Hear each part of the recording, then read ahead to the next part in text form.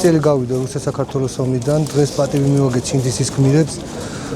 შინდისის გმირების თავდადება არის, რა თქმა უნდა, უახლოეს ისტორიაში ჩვენთვის მნიშვნელოვანი. ჩვენ ყოველთვის გვემახსოვრება მათი სულები და ჯერა რომ მათი გმირობა უკვალოდ არ ჩაივლის. მე კიდევ ერთხელ ქედს ვიხრი იმ ჯარისკაცების, პოლიციელების და მშვიდობიანი მოქალაქეების წინაშე, ვინც თავი შესწირა და დარწმუნებული ვარ ჯერა რომ ჩვენ დავიბრუნებთ მშვიდობიანი გზით დაკარგულ ტერიტორიებს. დღეს შევიკრიბეთ შინდისის გმირების მემორიალთან, რათა პატივი მივიღოთ ჩვენი გმირებისათვის.